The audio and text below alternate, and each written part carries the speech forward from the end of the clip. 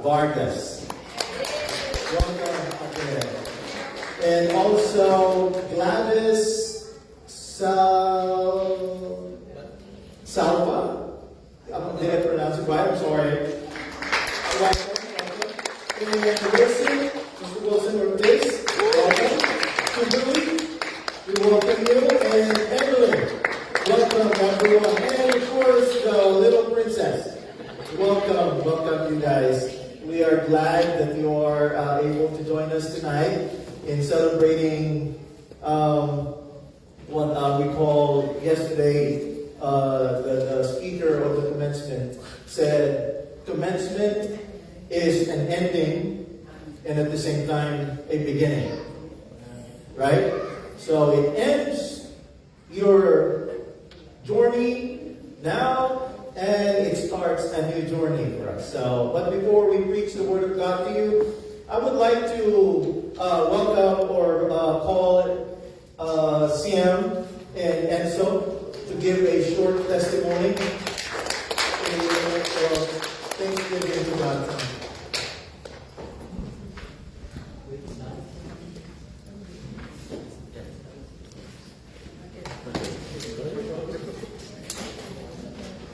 Thank you, Pastor.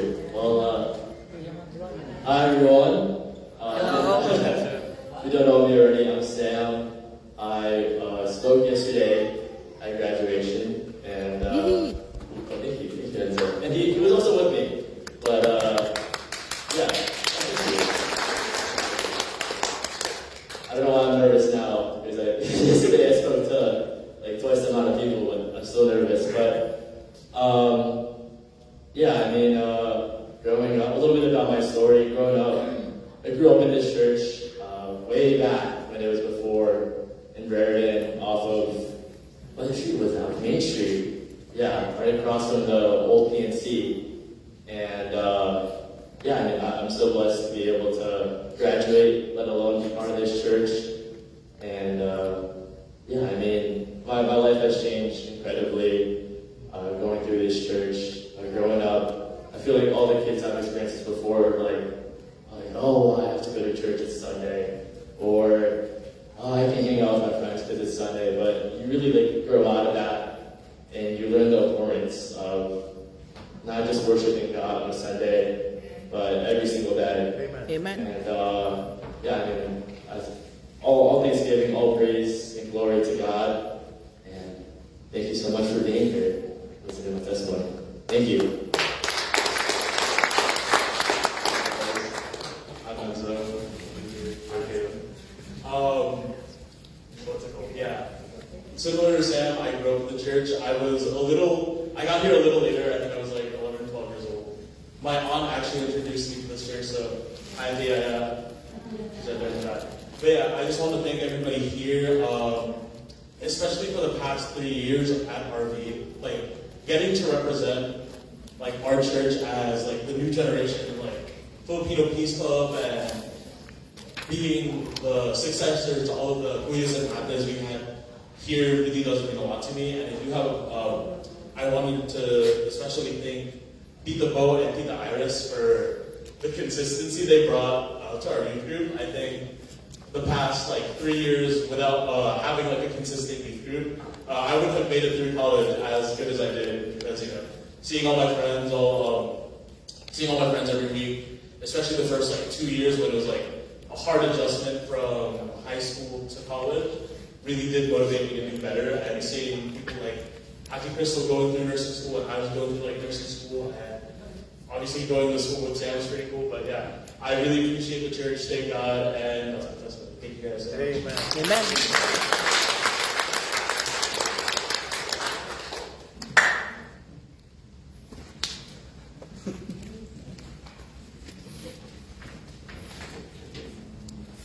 All right. Praise the Lord. Me and my wife is always joking because every Friday we have a lot of children. So we have a lot of children every Friday. Aside from our two, what do you call that? Legitimate children.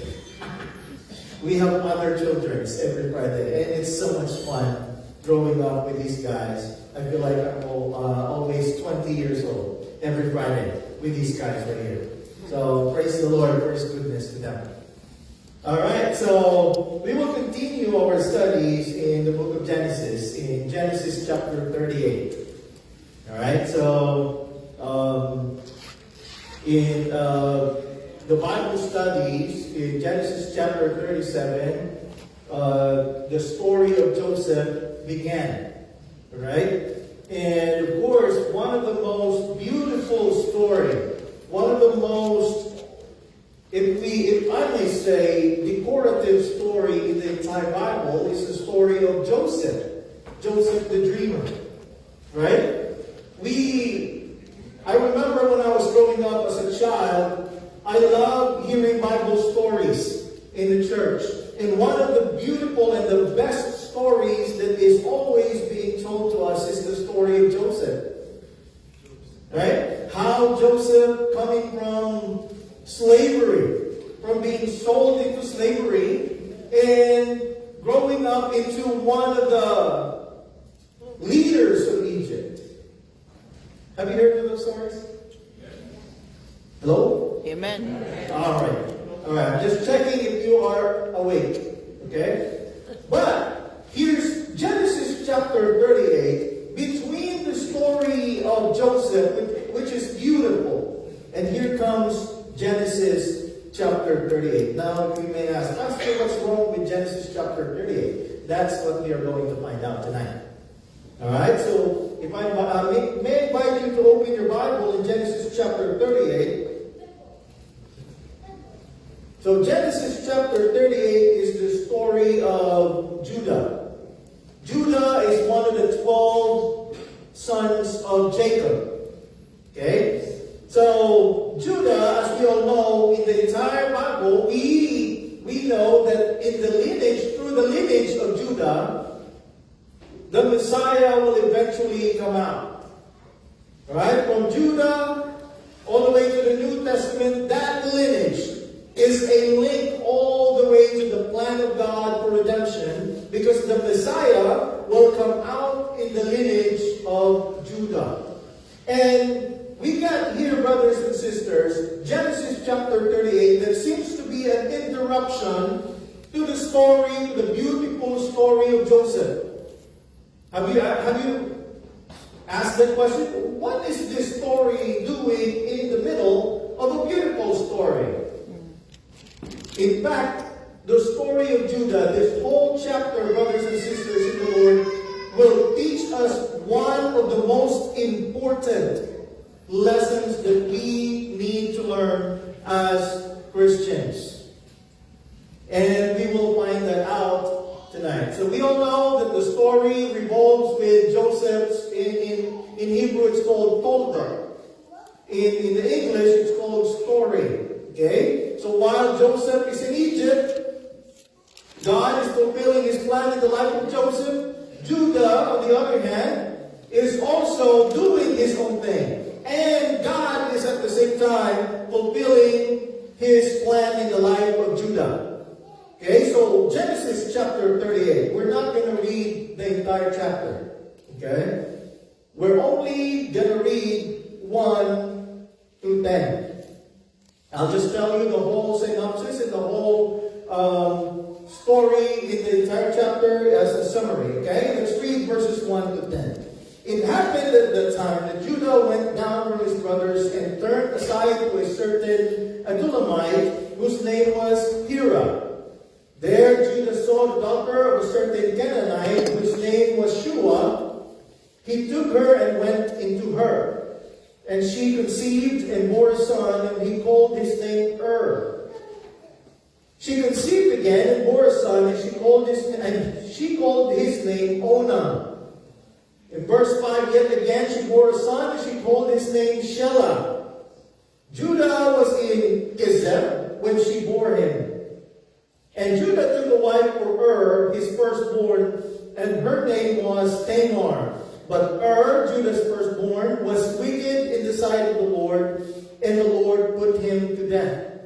Then Judah said to Onan, go into your brother's wife, and perform the duty of a brother-in-law to her.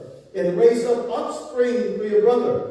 But Onan knew that the offspring would not be his. So whenever he went into his brother's wife, he would waste the semen on the ground, so as not to give offspring to his brother. And what he did was wicked in the sight of the Lord, and he put him to death also. Let us pray. Father, we entrust to you, Lord, as we open our Bible, as we dig into your word. I pray, Father, that you enlighten us through your sweet Holy Spirit, what your word wants to teach us tonight. Open the eyes of our heart and our mind, that we may learn, that we may receive, and we may accept, and also that we may live out the principles and the truth from your word tonight. We pray this in Jesus' name. Amen. All right, so we have here, church, a story, a direct link to the genealogy of Jesus. Okay? And what we find in this story is sin, wickedness, judgment. God put to death two people or two persons in this place or in this chapter, whose name is We do not know what did. That seems to be really wicked in the sight of God, that God needed to punish him immediately. We do not know that. The Bible did not give us that details. But Onan, on the other hand, the Bible gave us details of what Onan did. Now the question is this: why would God kill Onan in the midst of a sexual act? Why would God do that? Now that's what we are going to find out. Okay? So again, the story revolves with sin, rebellion, wickedness that is happening in the story of Judah. But the beauty of this chapter, it also highlights the grace of God. Because our God is gracious. Amen. Oh, you're not convinced. Our God is gracious. Amen. Amen. Amen. Amen. Has God been gracious to you? Amen. If that is All the true, time. you would be proud to shout amen to that. Why? Because God indeed is gracious. Right? Has He failed to be gracious to us No. for just one single moment? Does God ever fail to be gracious No. for one single moment? No. And this story highlights the grace of God. That in the midst of all of this chaos, God behind the scene is actually highlighting His grace. It focuses on His holiness. It focuses on the seriousness of sin. It focuses on the importance of obedience, and it focuses on God's character as a just God. You know, church, the beauty of this story is that no amount of wickedness could stop God's plan. Amen. No amount of rebellion, no amount of disobedience could stop God's redemptive plan. That is why you and me, who accepted the Lord Jesus Christ, is here today. We are able to worship God today. We are able to sing the goodness of God. We are able to say thank you for the goodness of God, because none of our sin, none of our wickedness, and none of our rebellion ever stopped the grace of God by giving His Son, Jesus Christ, sending His Son to us so that His Son could die on the cross about more than 2,000 years ago, so that you and me could experience the love of God and the grace of God. And that is how we are going to look at this story. Although this story is chaotic, God is gracious. Amen. Amen? Amen. Is your story today has some chaos? A lot of us experience that. In fact, maybe one of us or some of us in this place today are presently experiencing those things. But I want you to understand, and I want you to remember this: God is gracious. Amen. And that is what I want you to bring home tonight. So here, brothers and sisters, Judah married a Canaanite woman named Shua.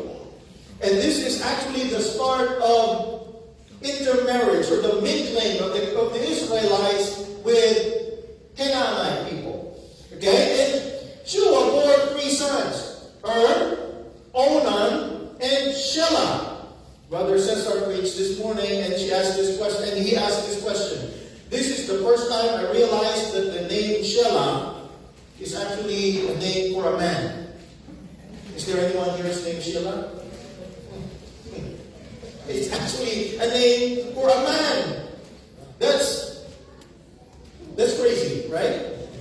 Was punished, and then in the Near Eastern culture, brothers and sisters, when a man dies without an heir, without a child, the brother would take over that responsibility and marry his wife. And then the brother who took over the responsibility would bear offspring out of that relationship that would bear the name of the one who was deceased, who was dead. And that is what we call levirate marriage. And by the way, I entitled our preaching today, Real or Rehearsed? Is it real or rehearsed? What do we mean by that? Is your Christianity real or you are just rehearsing it? Let's ask the question tonight to ourselves. Is your relationship to God real or is it just rehearsed? Is your obedience real or is it just rehearsed? That is what we need to ask tonight. So, let us check what is levirate marriage. Okay? Levirate marriage is more than just a custom. Culturally, I don't know if you can see that. Yes. The cultural background of this is practiced with morality and a familial duty. It is a moral and familial duty. In the Near Eastern culture, when the man dies without an heir, the next brother will take over the wife and bear children, and the firstborn out of that relationship will carry the name of the father who died, so that the child will inherit the inheritance of the person who have died. So that is what, excuse me.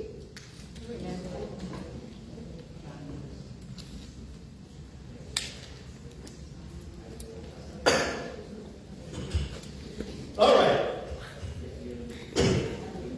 Now the firstborn son would carry the name of the person who died.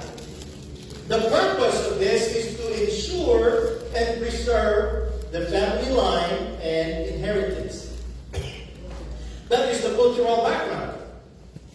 Now my throat is not being friendly.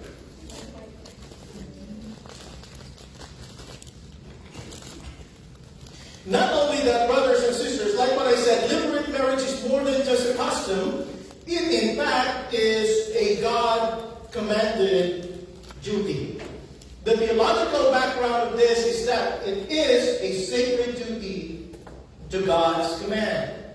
And later on, Moses discussed that in Genesis, or in Deuteronomy chapter 25, verses 5 to 10. You can find it there, what levirate marriage is all about. Deuteronomy chapter 25, verses 5 to 10. I'm sorry. Now, it is more than just a custom. Now, what we have here, brothers and sisters, is that Judah told Onan, or commanded Onan, your brother is dead. Now take over. Now take over. Marry his wife Tamar and bear children out of that relationship, so that the child that you will bear with Tamar will carry over the name of her and his inheritance. However, brothers and sisters in the Lord, Onan accepted the duty, which is good. Right? Onan said, all right, I'll do it. But look at verse 9. We will see the true heart of Onan in verse 9. Let's read it again. But Onan knew that the offspring would not be his. So whenever he went into his brother's wife, he would waste the semen on the ground so as not to give offspring to his brother. Wow. And look at the result of that in verse 10. The result of that in verse 10 is that what he did was wicked in the sight of the Lord, and he put him to death. Now the question is this, brothers and sisters. What made it so wicked in the sight of the Lord? That is the question. What made it so wicked in the sight of the Lord? That God needed to strike him dead, that needed to punish him right away. I want you to understand, brothers and sisters, that this is more than just the act. This is more than just the action. This was a direct disobedience to the command of God. That's why levirate marriage is not only cultural, it has a theological importance because it is God-ordained command. And God's command, brothers and sisters, is not a request. God's command, brothers and sisters, are not requests. They are absolute truth that needed to be what? To be what? Obeyed. Brought? To be? Obey. Obey.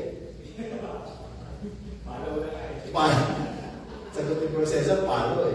To be obeyed. The most obedient person I ever know is Cesar Obey. Is that true? No? Uh-oh. See, church? That is what we need to learn here. God's commands are not requests. When you see a command of God in the Bible, those are not requests. Those are absolute truth that you need to obey, that you need to follow. When God says, set aside all of your idols, God is not asking or requesting for you to set aside your idols. God is commanding you to set aside your idols. And the only response God wants with those commands is proper obedience. Now here, brothers and sisters, Onan pretended to obey outwardly. He pretended to obey outwardly. However, he covered his inner heart's defiance by an outward act of obedience. And you know what happens? He wants to enjoy only the benefit of the relationship. He only wants to enjoy the benefit of the relationship. But he doesn't want to accept the responsibility that comes with the entire relationship. You know, we are like that sometimes. We want to get the benefit from God. But we do not want to accept the responsibility that comes of what it means to become a child of God. We know we are a child of God. I accepted the Lord Jesus Christ as my personal Lord and Savior. I am a child of God. So, because I am a child of God, He says I am an heir. Well, sounds good, right? That is true, biblically. We are heirs. Right? God blesses His people. Oh, I will receive blessings, and I want those blessings. But remember, if there is blessings, comes great responsibility. Right? Greater blessings demands greater responsibility. But people naturally tends to want the blessing, but they don't want responsibility. Christians wants the blessing, but they don't want the responsibility. And we cover our defiance with what? outward act of obedience. That is what Onan did. That is Onan did. So, Onan is actually guilty. That is why God needed to judge him immediately. Is that harsh? Is that harsh? No. Why? Because God acted in His justice, in His righteous justice. God acted as a righteous judge. That He needed to punish Onan immediately, right there and then. Now we can ask this: isn't God love? Do you believe that God is love? How long do you believe that God is love? Do you believe that God is compassion? Do you believe that God is merciful? Do you believe that God is gracious? Amen. Do you know that God also judges? Oh, mahina na yung yes. Right? Humina na yung yes. Right? When we talk about the judgment of God, people would say, oh, when we ask about God is love, yes. God is gracious, yes. God is mercy, yes. God is what? Compassionate, yes. Do you know that God judges? Yes. Yes. Why? Because we want to deny that character of God. Because we do not want to accept that we have a responsibility to a righteous and holy God. When He gave you a command, be my child, live for me. That is a command. And if you do not do that, He will judge you. If you keep neglecting and if you keep rejecting God's grace, gospel, and goodness, He will eventually pour out His wrath towards you. And that is what happened to Onan, brothers and sisters in the Lord. Onan was guilty of what? A spiritual fraud. What is spiritual fraud? It is the act of appearing godly on the surface while hiding the inner corruption. It is the act of appearing godly, making a facade of godliness, making a facade of goodness, making a facade of righteousness. But deep inside, we are trying to hide the inner corruption. 2 Timothy chapter 3, Apostle Paul told Timothy, in the end times, many will be lovers of themselves.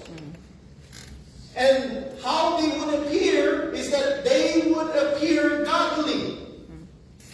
They would appear godly, but rejecting the whole truth. Onan appeared outwardly with obedience. Yes, when Judah told him, marry Tamar and do your brother-in-law duty, Onan gladly accepted it. Sure, Dad, I will do it. But deep inside him, he knew. In verse 9, he said, he knew that the son that he will bear with Tamar will not carry his name. Will not carry his name. So you know, there's a danger when we appear godly, but deep inside we are disobedient. You know what's the danger is? You know what's the danger is? God sees it all. Mm-hmm. Amen. That's the danger. How is that a danger, Pastor? How is it dangerous when I appear godly, when I appear obedient, but deep inside I am disobedient? How is that dangerous? God sees it all. It's dangerous because you are only storing the wrath of God for you. And we can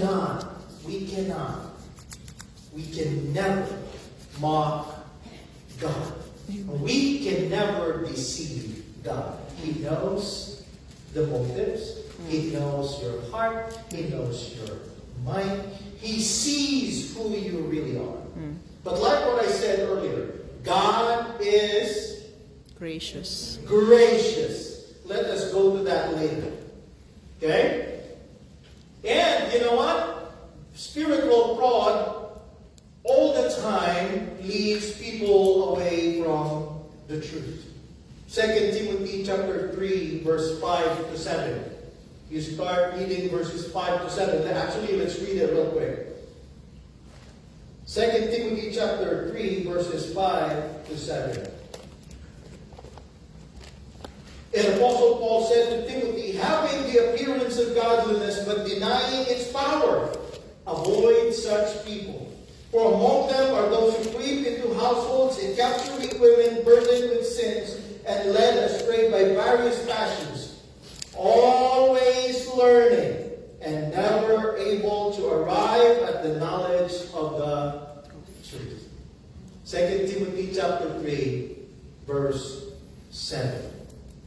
Now, Onan's sin, spiritual fraud, was driven by what?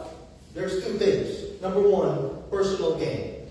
When we are trying to appear obedient but hiding something deep inside, usually the purpose and the goal is for personal gain. Onan is selfish here. He doesn't want to fulfill the duty that he has to do to carry on the name of because he is more focused on him.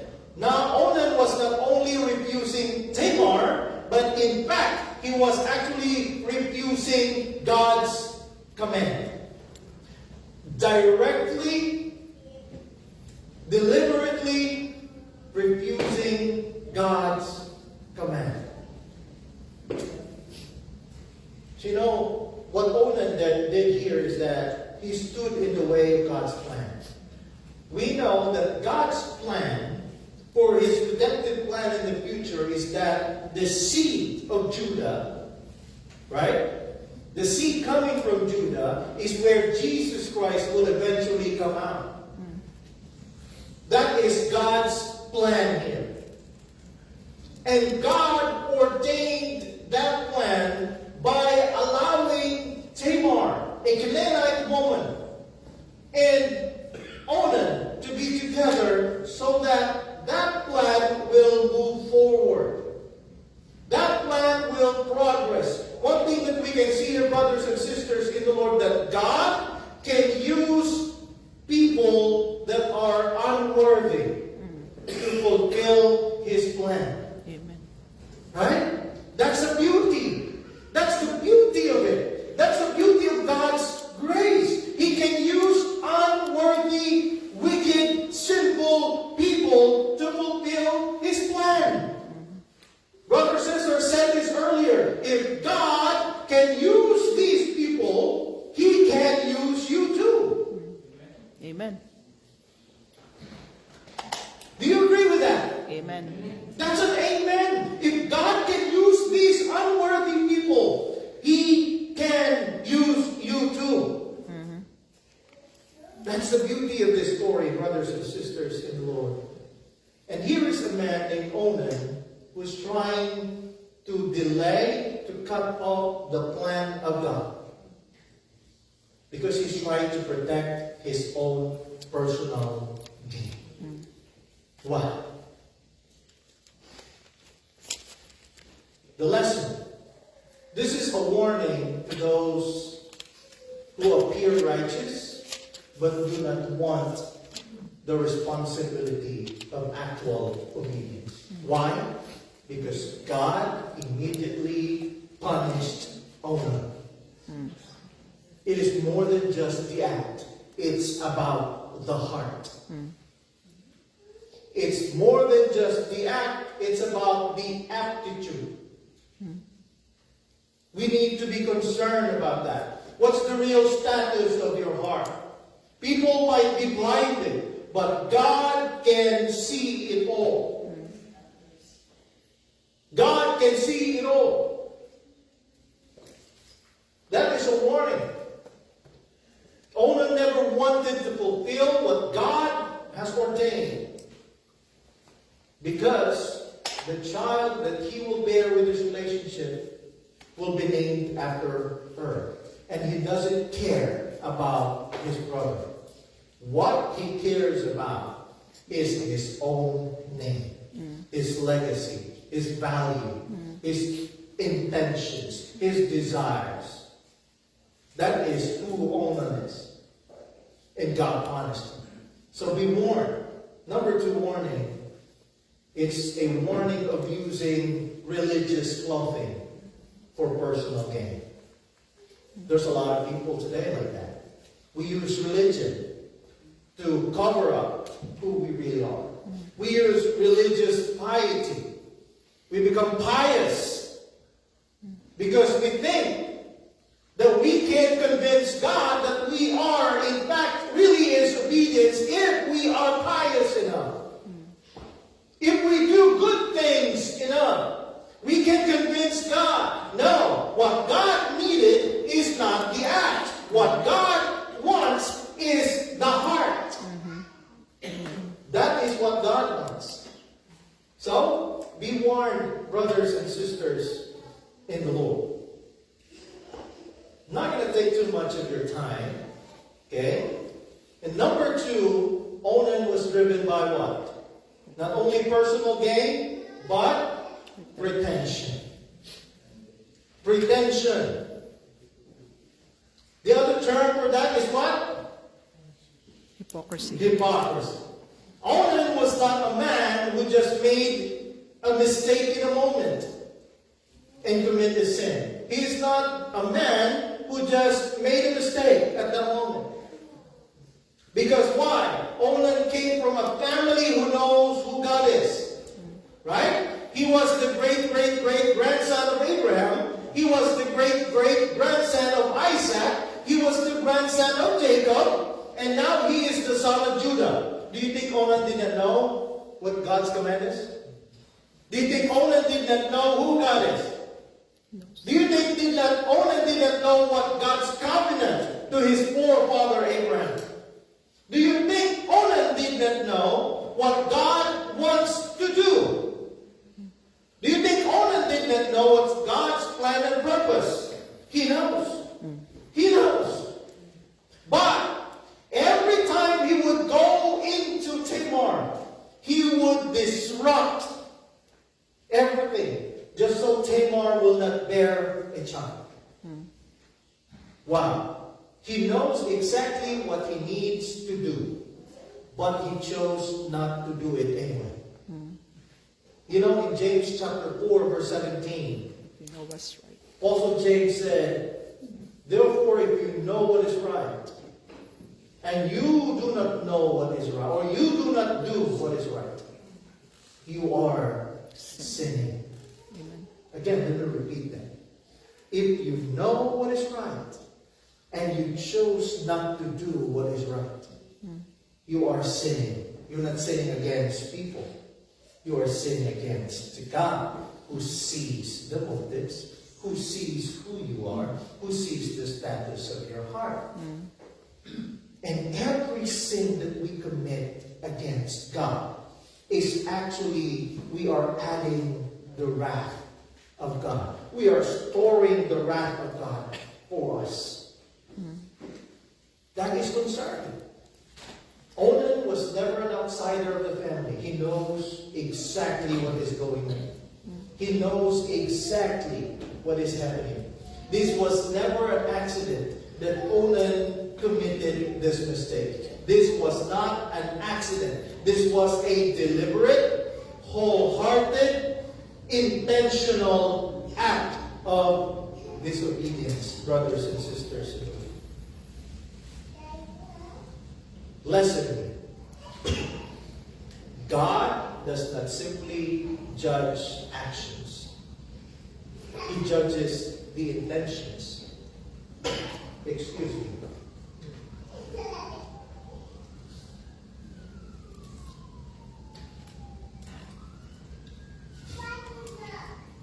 He judges the motives, the intention, of the heart. That is what God is after. The real motive and intentions of your heart. Onan was consumed by his personal gain. Onan was consumed and driven by his pretentious attitude. He acted obedient, but deep inside, he is rebellious. God never judges your actions. He judges your heart. Do you really belong to Him? Or do you not? There is only two options. Either you are in or you are out. There is no in between. Either you are in or you are out. Either you belong to God or you are not. Either you are going to heaven or you are not. You might be in the church every Sunday, brothers and sisters. You might be in the Bible studies every week. You might be in the prayer meeting every week. You might be reading your Bible. You might be praying every time. But you are still on your way to hell. Wow, Pastor, you are so rude. No, that is the truth. That is why I am reminding each and every one of us tonight to check the real status of your heart. Do you really belong to God or not? That is very important. Jesus Christ says in Matthew chapter 7, many will call me Lord, Lord. During that time, many will profess, Lord, I belong to you. But Jesus' response is this, I never knew you. Depart from me, you doers of iniquity. And they said, didn't we prophesy in your name? Did we do wonders in your name? And Jesus said, I never knew you. Never knew you. This is a reminder to us, brothers and sisters. Do you belong to God or not? Onan deliberately disobeyed. And God judges his heart, his motive, his real intention. We cannot play games with God. In the book of Galatians, Apostle Paul says, God is not mocked. We cannot play games with him. He is not mocked. He sees the heart. He sees your motives. In Proverbs chapter 6, there are 6 things that God hates. And one of those is the heart that devises wicked plans. Especially if that plan is directly affecting God's redemptive purpose. That is very dangerous. God never tolerates hypocrisy. He will take disobedience seriously. And because of what Onan did, God needed to punish him immediately. We might say God is so harsh. No. God is righteous. Every sin has consequences. And the Bible says that every sin has consequences, and that consequences is generational. It goes through generations. Now, what is the consequences of sin? Especially spiritual fraud. Number one, it draws people away from repentance. People are not repentant. People could not accept that they are sinners. When the Bible tells them you are a sinner and what you need is a Savior, people would say, no, I'm not. I'm not doing anything wrong. Why? Because of that sin. People could not take it in. People could not take it that the Bible and the Word of God is telling them you are a sinner and what you need is a Savior. And there is no other Savior except the man named Jesus Christ. I am the way, the truth, and the life. No one goes to the Father but through me. That's what the word of Jesus says in John 14, verse 6. That is what we need. That is what people. People could not come to repent because spiritual fraud creates this. A perspective, a comfortable perspective that cover or compensate what I know I am doing wrong in the eyes of God by just doing what's right in the sight of people. People could not come to repentance because we become comfortable of having this perspective. I know what I am doing is wrong in the sight of God, but I will just cover it up with obedience with things that looks to people or that looks good to people. That is wrong. That is wrong. Number 2, it pushes a person to practice a rehearsed obedience rather than a real one. It makes people rely on outward act.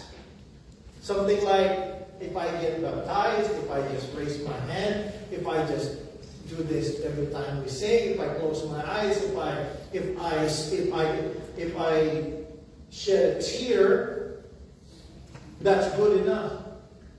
But the problem is that if our inward heart or inner core does not possess the reality of what it really means to be a child of God, then everything that we do is only rehearsed.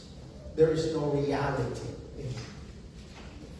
It becomes cliche, it becomes repeatable. We are only rehearsing it every time we are doing it, because there is no reality deep in here. If there is a reality deep in here, the result of that is growth, fruitfulness, and honor to God. Not only that, it gives or invites the inevitable judgment of God. God is gracious, God is love, God is compassion. But God is a just judge. Amen. God is patient. In fact, God is patient. But remember this, His patience has its limit. God has put a limit in His forbearance. That is found in Romans chapter 2, verses 4 to 5. Look at your Bible in Romans chapter 2, verses 4 to 5.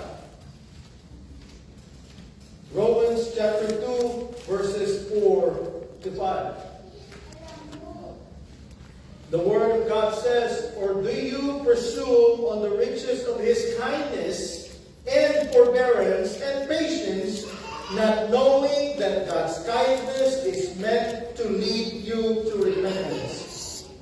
But," verse 5, "because of your hard and impenitent heart, you are storing up wrath for yourself on the day of wrath, when God's righteous judgment will be" what? Revealed. Revealed or poured out. God's judgment will eventually be poured out to those who are continually rejecting, pretending, and disobeying. It invites the inevitable judgment of God. This whole entire story is ugly. We know that. But in the ugliness of this story, it highlights the grace of God. Eventually, Tamar did something. She posted as a prostitute and deceived his brother or her father-in-law Judah. And Judah went into her, and then she bore a son. In fact, a twin. Right? And one of those twins is called Perez. The meaning of the name Perez is what? Break. Breakthrough. The meaning of the word Perez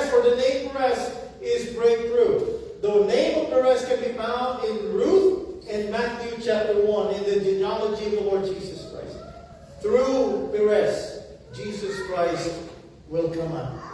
See? In that ugly story of wickedness, disobedience, rebellion, and all of that, God works in His graciousness.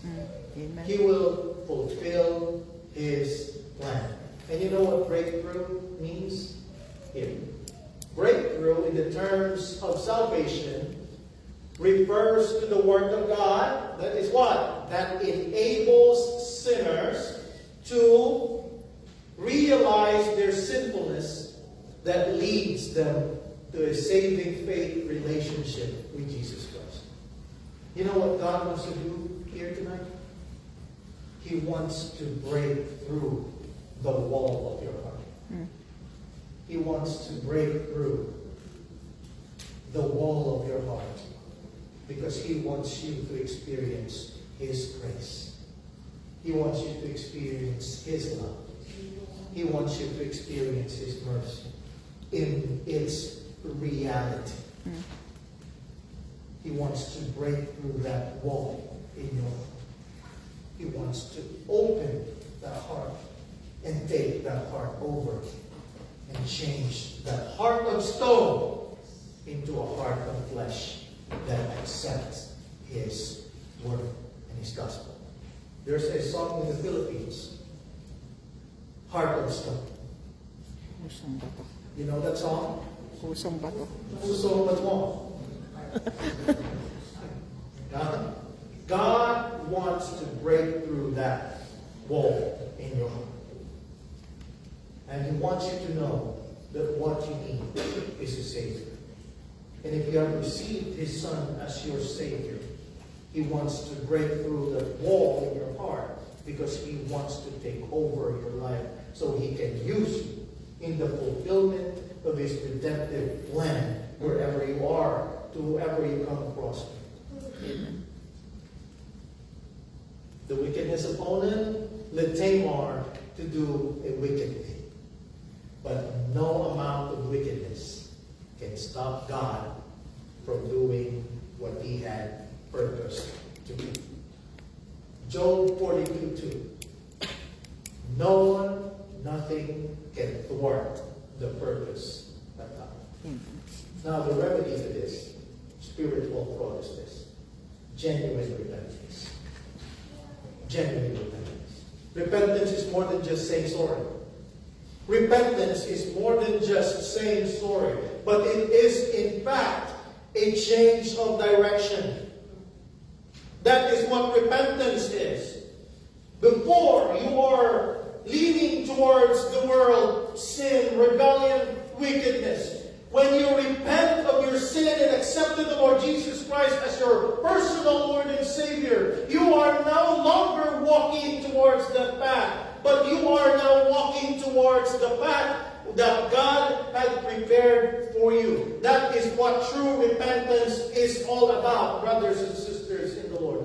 And the remedy to spiritual fraud is genuine repentance and genuine yielding to His Son, Jesus Christ. Surrendering to Christ is more than just a profession. Yielding to Christ is more than just a mouthful of professional. It is a lifestyle. Your lifestyle now revolves in surrender to Jesus Christ. And it demands inward transformation. 2 Corinthians 5:17. You know what that is? Anyone is in You memorize 2 Corinthians 5:17. Amen. Young people, 2 Corinthians 5:17. If anyone Is in Christ. is in Christ, he is a New creation. new creation. The old things have passed away. Behold, New things. new things have come. That is what true repentance and yielding to the Lord Jesus Christ looks like. Now in application, brothers and sisters, this passage should move us to what? To fear God with the right attitude. In Deuteronomy chapter 13, verse 4, let's read it real quick. Let me read it. Deuteronomy chapter 13, verse 4.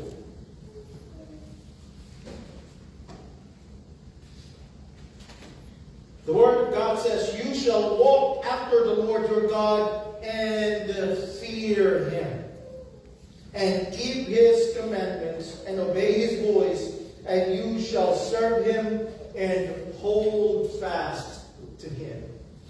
Fear him is not shivering in fear, is not shrinking into fear and feeling afraid.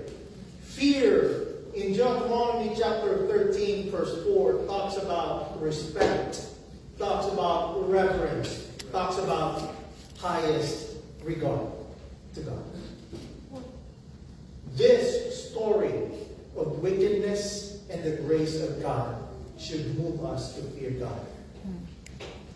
Not only that, it should move us to know the importance of proper obedience.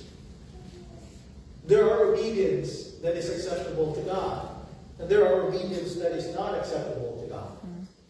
And we must be very careful. 1 Samuel chapter 15, verse 22. Do you know what it is?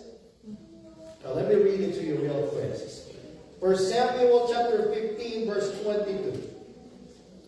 And Samuel said, as the Lord has great delight in burnt offerings and sacrifices, as in obeying the voice of the Lord, behold, to obey is better than sacrifice. To obey properly is better than sacrifice. Number 3. It should move us to understand the sanctity of God's covenant. Why? For it is rooted in his holiness and in his sovereignty.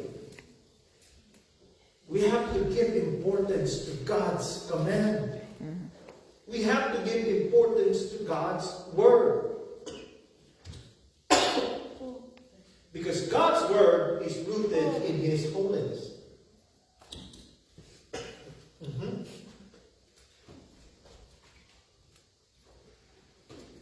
And sovereign character.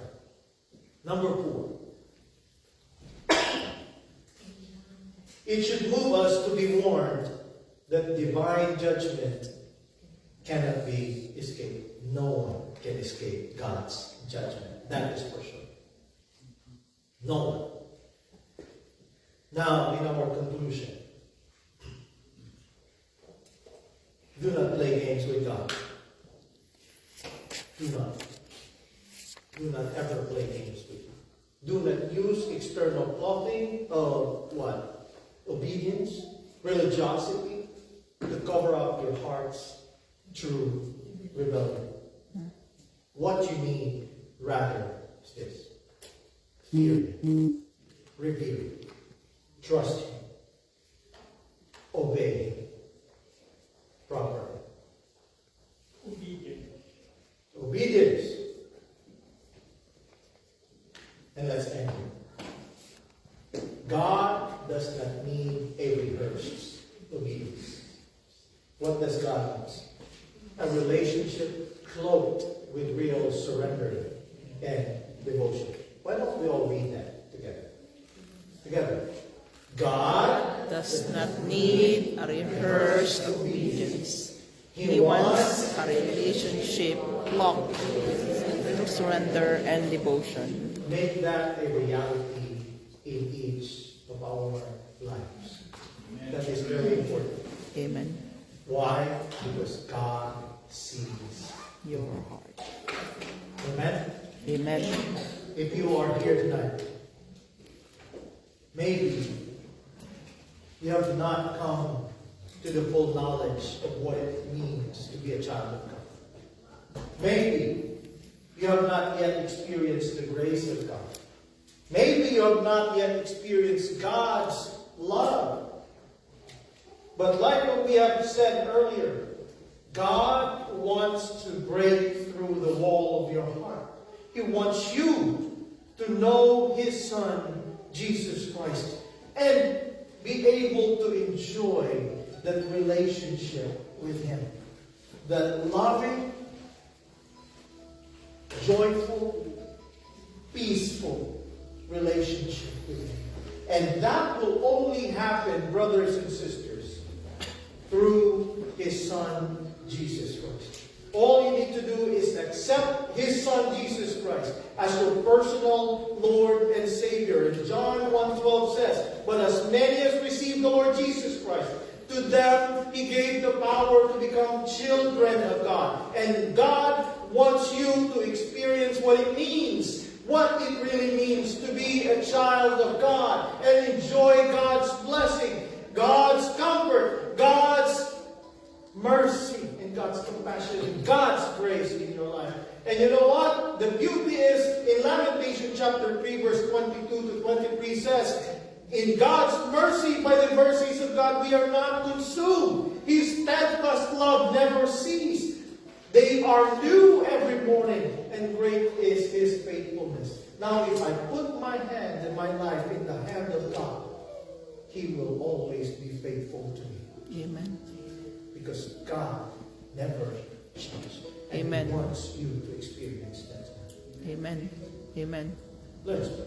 Father in heaven, thank you, Lord, for your word. Thank you, Father, for the reminder. If there is anyone in this place right now, Father,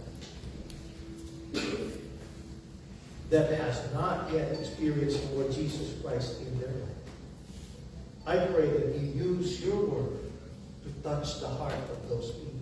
Yes, Lord Jesus. I pray that you use the message that you have given us tonight Yes. to enlighten the Yes, mind of that person. That what he or she needs Yes, Lord Jesus. is a Savior. And there is no other Savior except your Son, Jesus Christ. Yes. All that person needs to do is to accept Him as their personal Lord and Savior Yes, Jesus. and enjoy that relationship with you. Yes. Father, work in this place. Yes. Break through the walls of every heart in this Yes. place. In Jesus' name. And fulfill your plan and purpose in this place. Jesus' name. If there is anyone here who would say, I want to receive the Lord Jesus Christ as my personal Lord and Savior. If there is anyone here who say, I want to experience a relationship with God, and I want to receive His Son Jesus Christ as my personal Lord and Savior, would you kindly just raise your hand real quick so I can pray for you? Is there anyone? Thank you. You can put that hand down. You can lower that hand. Is there anyone else? Is there anyone else who would say, I want to receive Jesus Christ as my Lord and Savior? Let us continue to pray. Father, thank you for that name. Thank you for working in that person's name, in Yes. that person's heart. I pray, Lord, that what that person had professed to know is that a true relationship with your Son, Jesus Christ. And Yes. that make that person grow in the grace of your Son, Jesus Christ, and in the knowledge of Jesus Christ. Father, if there is anyone here who might be shy to raise their hand, work in the life of that person as well. Yes. Jesus. Make your word grow in their heart Yes. and become fruitful and fulfill your plan and purpose in their life. Yes. Again, Lord, we praise you, we honor you, we glorify you in Jesus' name. Amen.